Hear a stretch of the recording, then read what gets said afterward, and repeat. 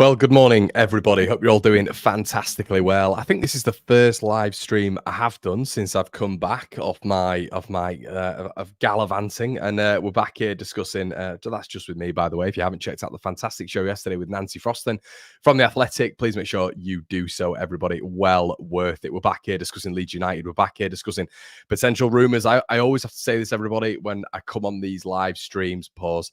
But when I venture onto these live streams, that these are rumors, and sometimes there is foundation to them, sometimes there's a backing towards them, other times there isn't, unfortunately. And as Nancy said yesterday, there isn't much going on right now, and let me just brief you on why that is the case. The case is the 49ers are a very, very closed shop. So we're going to be speaking on little bits, little snippets that are going around from other clubs and from other sources, of which, you know, they're sort of news might not be as tight as it is at Leeds United. And listen, we've asked for this for a long time. We didn't want it to be as sort of broad and as sort of brash as it was when Orta and Radrazani were there. And Radrazani was talking about signing Cody Gakpo on the second to last day of the transfer window, and us going in for Rodrigo de Paul earlier on, and talking to fans. So yeah, listen, you be careful what you wish for. We now have a bit of a closed shop, and we'll wait and see what happens. But let's get a few of your comments in the section below. Morning, Connor. How are you today, mate? I'm good, Paul. I'm all right, mate. It's I don't know what it is, man. I don't know what it is. I don't know if it's some strand of COVID, but apparently there's some respiratory thing going around at this moment in time, which is catching people off guard, and it has hit me like a ton of bricks. So I'm still trying to go as hard as I can, really, everybody. But listen, if I'm not looking great, that's probably why. Great stream yesterday with Nancy. Hoping it's something you can do regularly, like the counterpoint. Yes, Jay, it looks like we're going to be able to do it with Nancy, which is fantastic. It's a really good addition to the channel. Nancy is brilliant. She's a lovely, lovely, lovely person. And listen, yeah, she's great, Nancy, and you know, we are sort of lucky to have her on board. We really are. And yeah, it's funny actually. Someone asked me in the comment section. They said, "Does Nancy mind that she's not first on the scene when it comes to, you know, breaking news like Romano and you know, maybe Ornstein, who works within that publication, obviously?"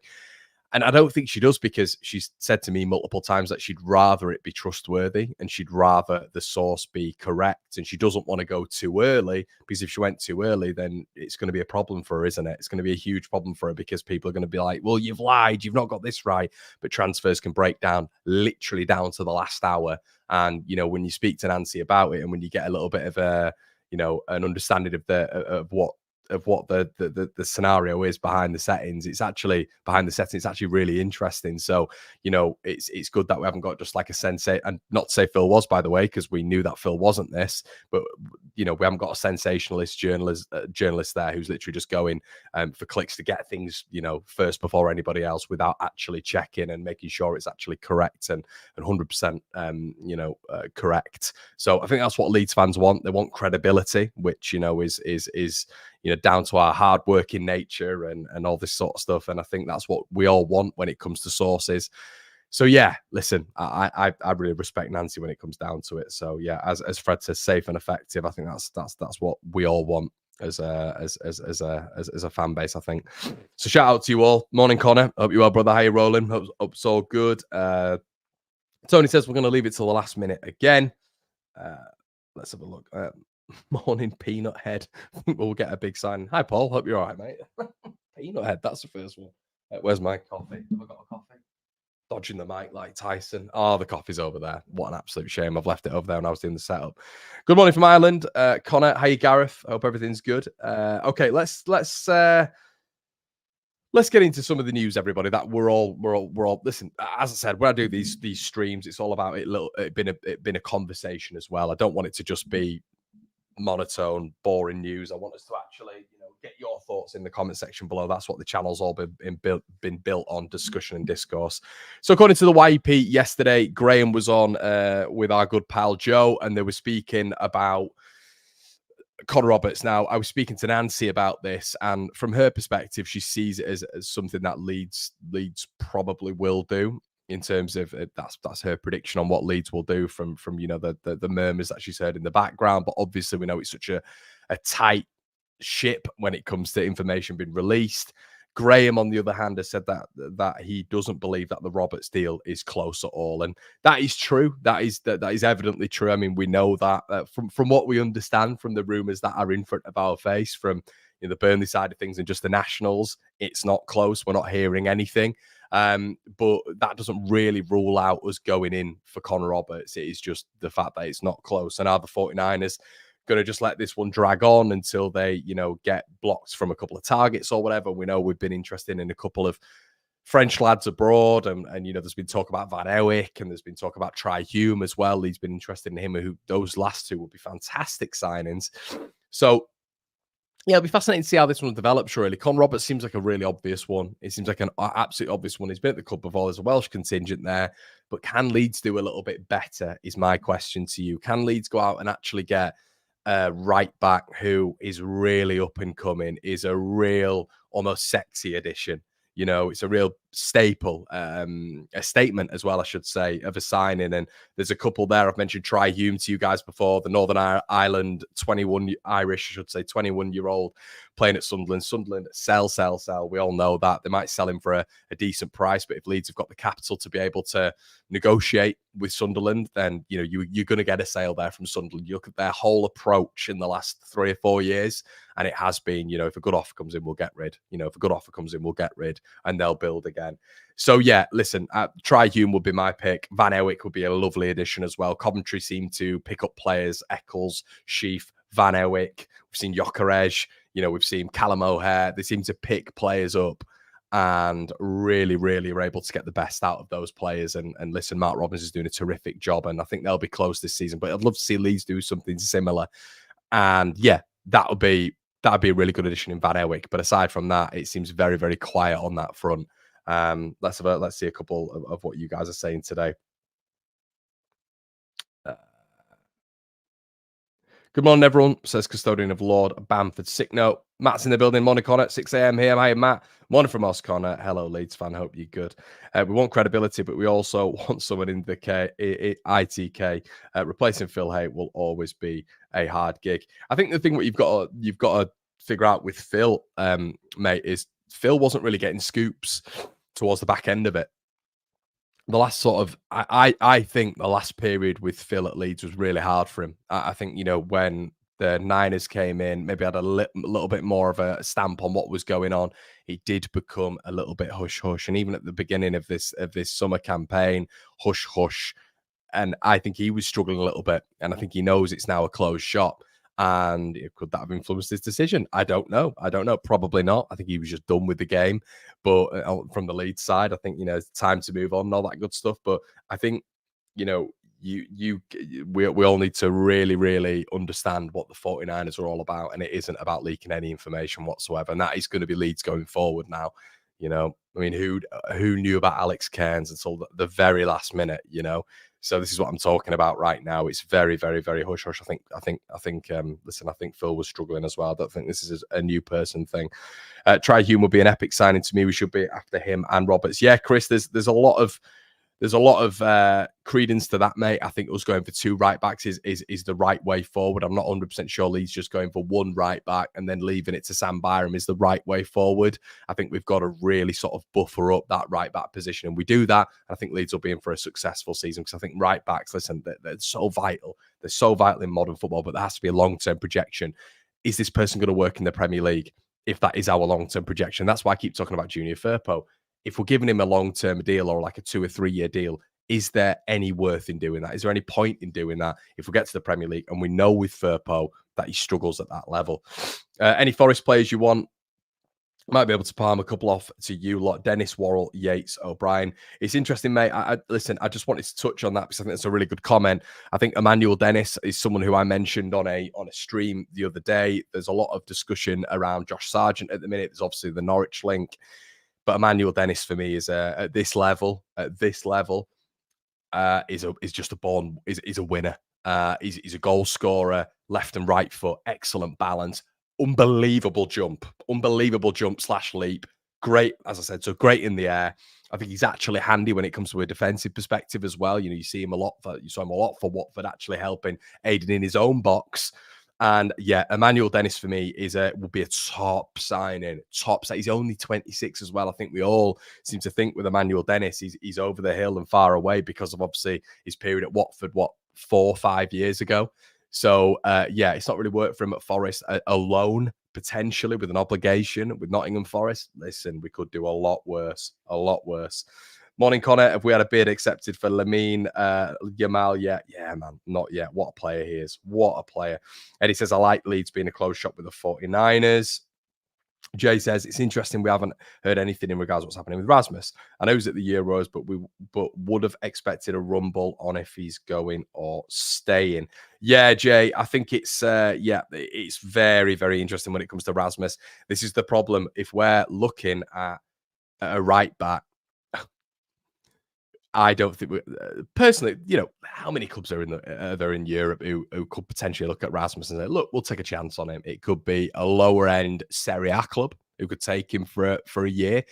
But it's the finer details that have got to be corrected. It's the finer details that have got to be, are they going to pay 100% of his wages, like Everton are doing with Jack Harrison? Do Leeds need another club to do that, to aid with financial stability and financial care? Probably, yeah. So listen, there's a lot behind the sort of negotiation that I think it's not just about getting rid of him to, a Bologna or a Como or teams like that. I think you've got to be able to negotiate behind the scenes, and that club has to be able to afford Rasmus Christensen, because a loan does involve financial restrictions as well. So yeah, listen, Rasmus will be so interesting, because if we go to you look at the last 2 weeks of the season and we've got one right back in, best believe Rasmus Christensen is going to be staying at Leeds, in my opinion, as almost a deputy, which is something that we don't want. So keep getting your comments in, everybody, and we'll move on to Max Verber. Okay, so according to sources out in Austria this morning, Max Verber, who statistically via Who Scored has been Borussia Mönchengladbach's second best player this season. Obviously, Verber, at 26 years of age, has played for that Austria setup as well. And listen, he got the own goal against France, didn't he? But been part of that Ralf Rangnick national side, who were unbelievable and were so unlucky to go out against Turkey. And listen, I loved watching them. I thought they were a proper side, building up from the back, really dynamic as well, fluid in their interchange. Verber was part of that back line, and listen, I thought he looked good. I thought he looked really, really good. Now, the difference with Borussia Mönchengladbach is they don't have the financial capacity to be able to buy Verber off Leeds United, and Leeds are looking for a 10 to 12 million investment from another club to take the Austrian. So listen, I feel that it'd be nice for him to go further in the competition, just because he'll have been on the world stage as such, and we'd have been able to go, look, that's our player. Look, you want him, you have to pay a pretty penny for him. But starting for Ralf Rangnick's Austria side, who made a really big splash in the Euros, is not going to harm Leeds' valuation for the Austrian. Apparently, according to sources this morning, Gladbach are begging Leeds to lower the fee, and they've actually offered Leeds United a loan. So they've said, look, we'd be willing to get him back on loan again and see where we are next season. Now, for me, no. Hold on, I'm just going to get my coffee, everyone. Oh, you know what it is, everyone? When you're ill, you need a little bit of a lubrication down there. Pause. Oh, give me that sweet, sweet caffeine. But yeah, we all know that. Listen, when it comes to Leeds right now, this is where we're in a good position, everybody. This is where we need to be a little bit happy about what's going on right now. We need to be a little bit more. I know there's not a lot of news, but when you don't get a lot of news, sometimes that can be good news. It really can. If we're in a scenario next season where we've got Max Verber, we've got Crysencio Summerville, we're going to get onto him in a little bit, and some good news, in my opinion. Willian Jonso, Rutter. Hypothetically, if you've got those four next season, it's almost like 4 new signings. It really is. Max Verber's a new signing. He is. If listen, I've been speaking about Ashley Phillips because I think from Tottenham Hotspur, that's a realistic addition that we can go for. We've built up a relationship with Tottenham. He's a young lad. He's looking for minutes. Ashley Phillips was exceptional at Plymouth last year. He was there for 4 months and got their player of the season. got an assist against Leeds United and was good against Leeds as well. They're definitely their best player. People are talking about Morgan Whittaker this, Morgan Whittaker that. Well, Ashley Phillips against Leeds was their best player. He, for me, makes a lot of sense. He's going to expect it to be benched when it comes to being part of a better setup, which Leeds United is, than Plymouth. And I think he'd work in rotation when it comes to Rodon. He knows Rodon and Strout. That makes sense for me. However, if you're offering me right now Max Verber, Joe Rodon, and Pascal, and guys, let me just throw this at you: a back three. A back three. Now, could that aid as well? Mr. Perot up top, potentially being the two. Oh, scenes, absolute scenes, but a back three with those three in there, and then maybe worst case scenario, you can go to a back two, use one as a rotation, or if you're on a back three with Verber, Strauk, and Rodon, imagine just using, an Ampadu as a rotational aspect. So they want him, Mönchengladbach, and it looks like they're staying in there. They're still offering Leeds that money. They can't afford what we're asking. So they're coming back with a loan. Now, for me, grind your teeth and get back in it. Leeds reject. He's still got a contract with the club. He's still got years left. He's not running out. Leeds United, for me, if they can utilize Max Verber at this level, he was almost. Do you remember at the start of last season when he's almost a poster boy? He was, he was in the kit, wasn't he? He'd said this, that, and the other. There was talk of him becoming captain after Cooper. And the whole famous thing about, if you don't want to be here, F off, and all this sort of stuff from Liam Cooper came out, which sort of killed Max Verber. But we pulled Willy Gnonto back from the brink. Can we do the same with Max Verber? I just think his quality, his distribution from the back as well. Farke, in my opinion, will be absolutely honing in on the fact that if he can keep hold of Verber, it gives us a massive boost. You build from the back, don't you, everyone? And if you've elevated that position to three at the back, with those three, wow, I genuinely believe we're all talking about Dan James coming down to this level. We've all spoken about Firpo coming down to this level. Brendan Aronson coming down to this level and improving. You get Verber down at this level, who I did think was a little bit overhyped by Leeds fans in the Premier League, but he was undoubtedly that top three Leeds players in that Premier League season post-January. We'll have to wait and see, but I'd keep Verber, seeing a lot of that.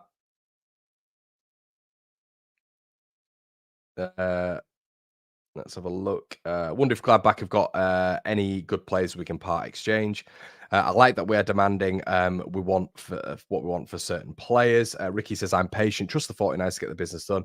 And but a month kickoff, need to start getting loads of business. I guess the good thing is, Ricky, we finished third last season. We got into the playoff final, and our business started on the 19th of July. So far, we've already brought in Joe Rodon. We've beaten off competition from Brentford. We've beaten off competition from Ipswich and Leicester. And right now, we're in a scenario where we've done that. We've brought in Cairns. I think Cairns is a really smart deal. I really do. I think Cairns is a smart deal. I mentioned it the other day, and I want to get your guys' thoughts on this, but I think he can push Darlow out of the number 2 spot. He's been playing for Fleetwood. He's been playing for Salford. He's been playing more regularly. For me, Darlow is just okay with sitting on the bench. He's fine with sitting on the bench. He's not really that bothered about pushing Melee the whole way. At least with Cairns, you might get him pushing Eli Melee and getting some starts even. Who knows? 31 years of age. He's a Yorkshire-born lad, has been in the academy before, seems absolutely buzzing that he's back. Don't get me wrong, he's a homegrown player. He's been seen as the number 3. But to sell the project to Cairns, I reckon they've said, look, you come in, you can push. You can push here, because the other lad, Darlow, has done nothing. And when he has featured, he was an abomination, wasn't he? Ironically, against Salford.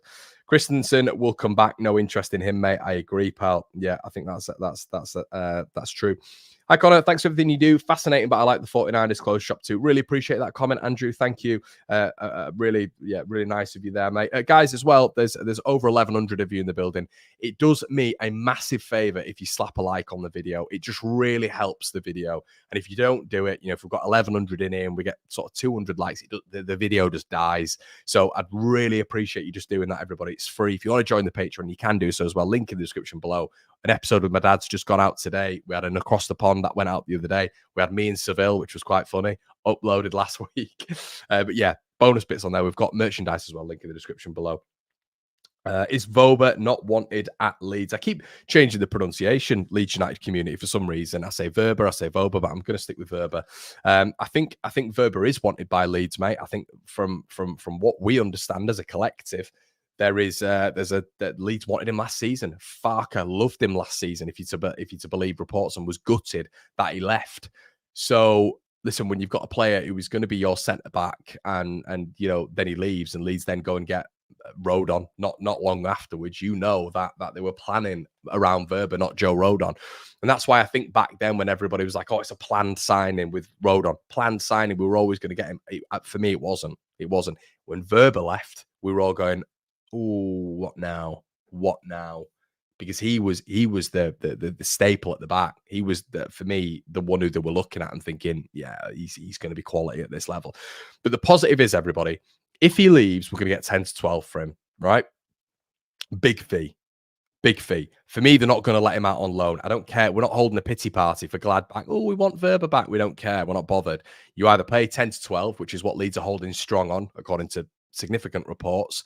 Leeds are holding strong on 10 to 12. All right, fine. You want to pay that? You get him. Okay. We go with that capital. We get someone else potentially on loan, invest that money in a right back. Who knows?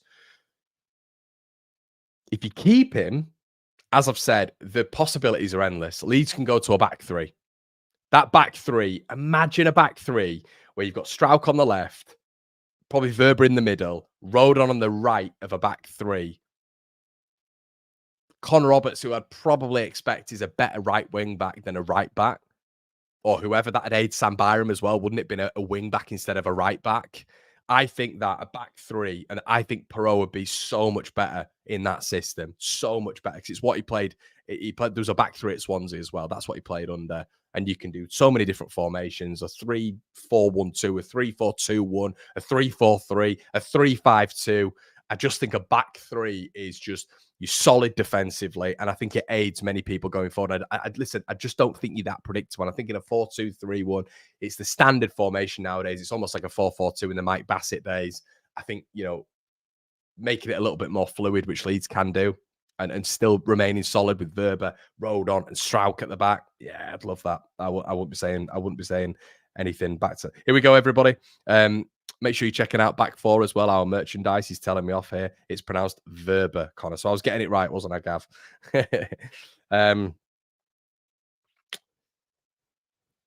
Firpo won't play much, as in Olympics, till August, my friend. This is another thing. So I was going to speak on this. This is on my list, my notes. Don't worry. So I was going to speak today about Firpo, and we were having a chat yesterday, me and Nancy, and we're speaking about the left back options. And we didn't touch on, and it was annoying really, because we know Junior's got 12 months left on his deal, but he's got the Olympics as well, which sees him well into August. I think he'd miss the Harrogate friendly. I think there's the Valencia friendly as well. He might miss as well. So he's going to miss a lot of that preparation. He's going to miss a hell of a lot of it. So what do we do there? Do we just let our left back do almost a Luke Shaw and come back sort of in competition? Listen, I'm not happy with that. I'm not happy with that whatsoever. And I think Leeds needs sustenance there anyway. And I'm interested to get your guys' thoughts. I'd be a little bit disappointed if we went into the season with just Junior Firpo at the back, at left back, with 12 months left on his deal. I think Leeds have got to do something there. And let's look, touch wood, God forbid the guy goes out there and gets another injury, of which we know Firpo is vulnerable to. If he gets another injury, and we're going into the season with Sam Byram at left back with no cover, what we're going to do is the cover going to be Strauch. We need to get out of this headspace, in my opinion, of just square pegs round holes, which has been Leeds United, in my opinion, since the very beginning of the Bielsa days. Now, you bring back a Verber, and he's played multiple times for club and country at left back. That solves the issue a little bit. Ideally, you don't want him there. And would he want to play there in the Championship, when his preferred position, which he stated multiple times in publications, is centre back? I don't know, but it's a conversation definitely to be had.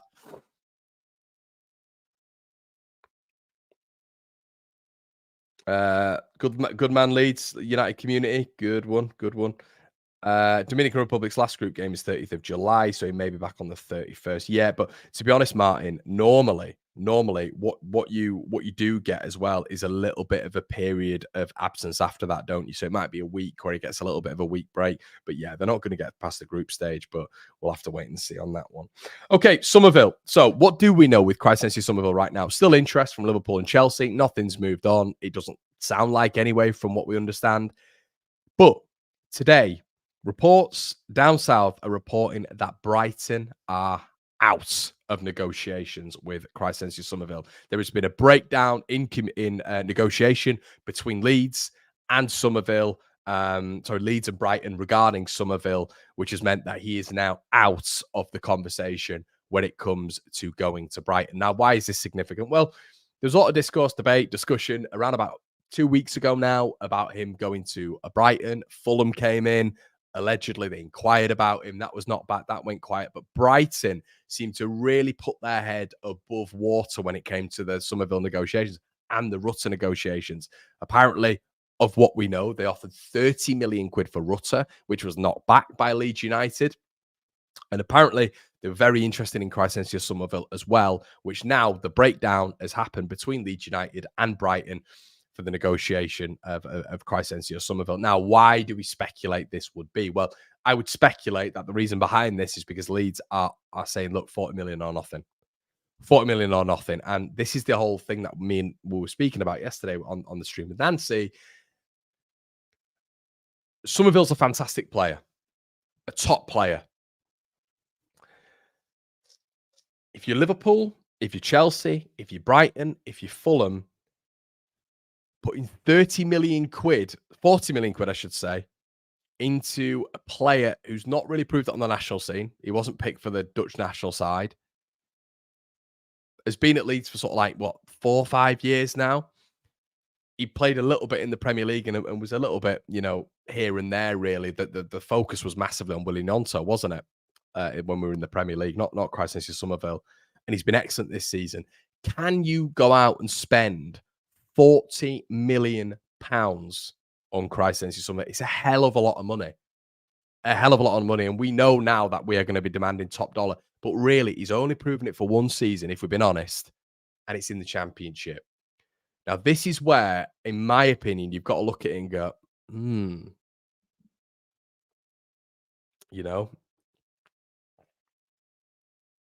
like, is a club really going to put all their resources? Because that would have to be a main signing, unless it's, your Liverpools and Chelseas making the Summerville, the signing, and then they could spend 40, 50 million elsewhere, then fair enough. But if Liverpool went for Crysencio Summerville, that's going to be their main signing. We know Liverpool don't spend a mass amount every single season. We know that. So if they're signing the Crysencio Summerville, that's their main signing. Chelsea, are they going to be a little bit more scrupulous with signings this window? Probably, because they've just been going absolutely hell for leather on 8-year deals for 350 million quid. They're probably going to be a little bit tighter than they have been. They're having to sell Conor Gallagher, obviously a homegrown player as well. I just think that Leeds, I think this whole notion of Leeds not being able to keep all the Crysencio Summerville is nuts right now in the position that we're in. I think Brighton were a big risk. I think they're a big risk because you see Brighton doing this every single year and they normally get it right.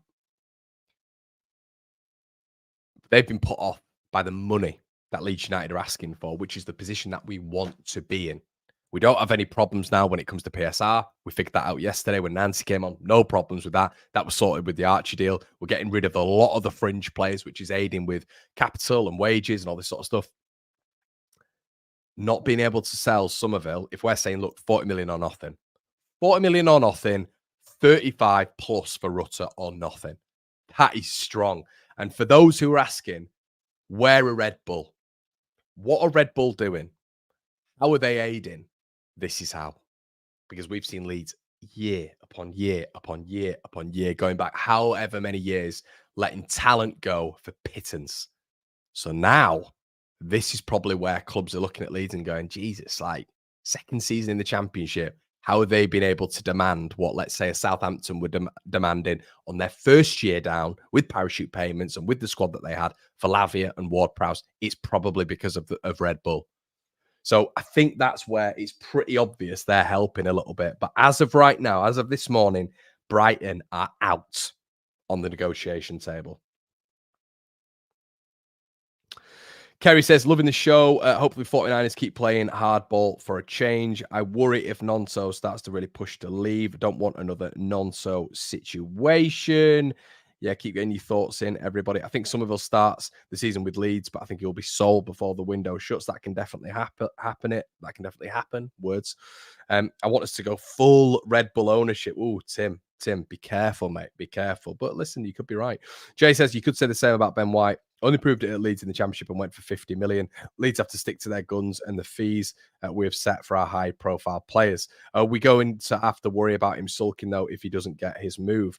I think if Cree's attitude is the same at the start of next season as he finished, he has to go. Do you know what? I've got a bit of a problem with that.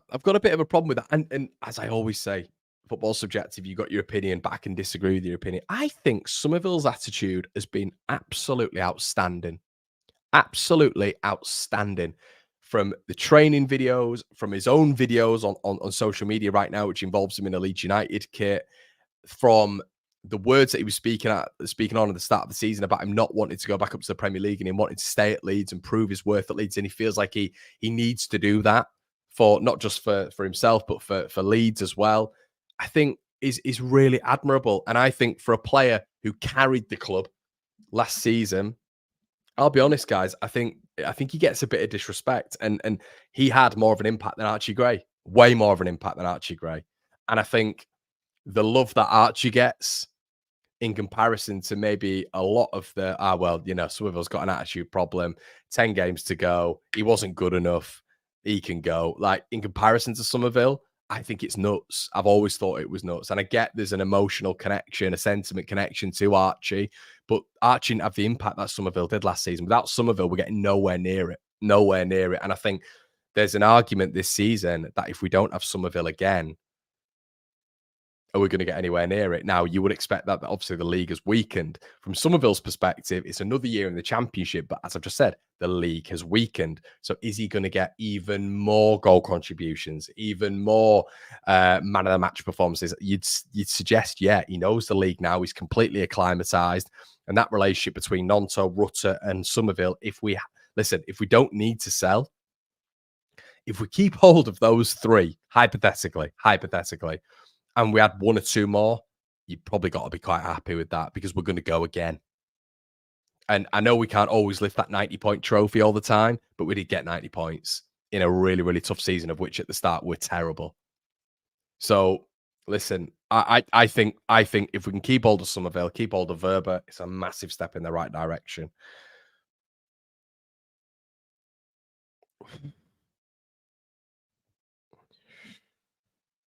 Custodian of Lord Bamford's sick note says Summerville has one of the best attitudes in the squad. Yeah, and I think we've got to say that everybody is a group. Like, I don't know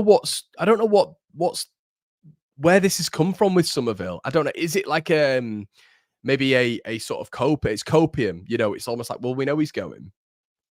He's not been good enough. His attitude's bad. Like, do you remember when Perot scored and it was a penalty? And people were telling me that because Summerville didn't go to the corner and celebrate, and he got the ball and went back to the halfway line, or he just went back to the halfway line because I think Leeds were drawing at the time and we needed to get another goal. It might be Southampton. I think it was Southampton, potentially at home when we got back into it. I was been told that his attitude was poor. Now, if that was Archie Gray doing that, would anybody say his attitude was poor? No. So this is what I mean. It's different standards, isn't it? And I think that's the problem right now. And I'd really hate it if we all started doing this with Summerville. If there's a portion of Leeds fans who just started saying, look, his attitude's, I don't think it is, everyone. Based on what? Based on what? He's given us nothing. Nonso, you've got a little bit of evidence there. Rutter, you haven't got any. I just think with Summerville, we've just got to be careful what the dialect is around him. He's been excellent for Leeds. Without him, we'd have been nowhere near it this season. He's carried the team. And if we kept hold of him, it'd be like a new signing, and it'd be an unbelievable sort of well done to the 49ers and Red Bull and Farker and everybody behind the scenes who's managed to keep hold of him, because we don't need to sell. So if we don't need to sell right now, if we can keep hold of him, fantastic. And we're nowhere near the red zone. We can still, I think with Archie, there was a little bit more of a risk in terms of maybe next season he didn't perform at the level that he has done this season, potentially. But I think with Cree, you see with the ability and the technical level that you just know he's going to be performing even better next season in the championship. For me, anyway.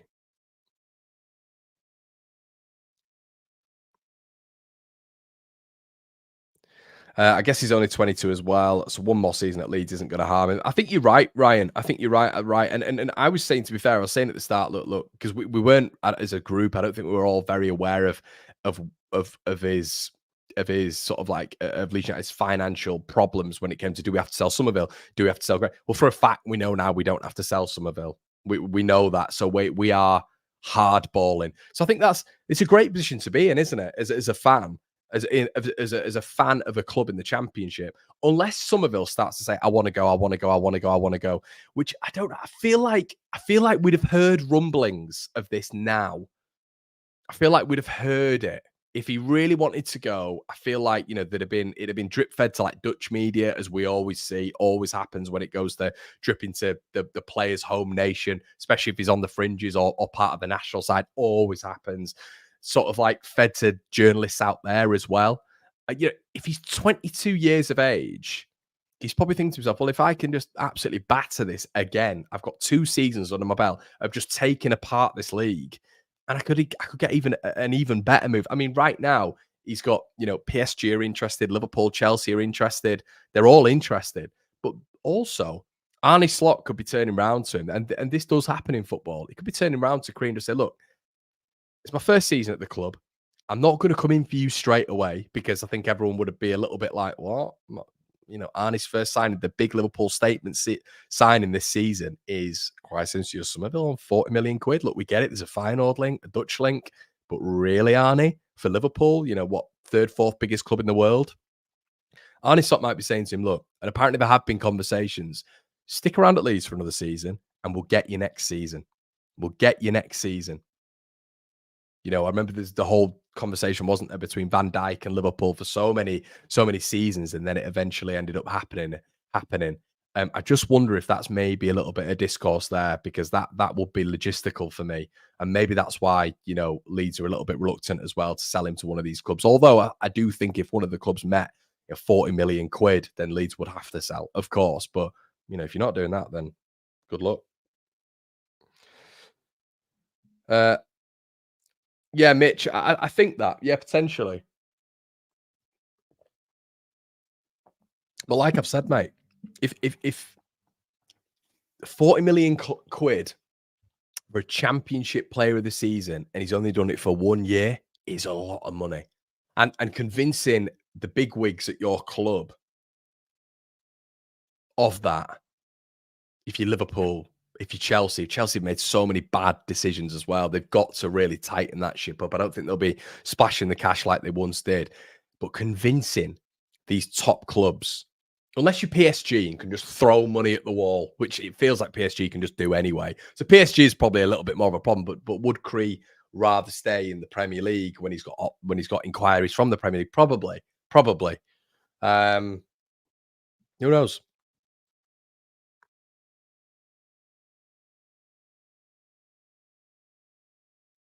Good morning, everybody. Good morning. Some of you just joining in. No further news. No further news. Just dinks. No further news yet. VS says, Connor, you're speculating a bit too much. No, if he stays another season and we get promoted, he wouldn't go for what he'd go now. Well, yeah, because if we got promoted, VS, is it Velas or VS? VS,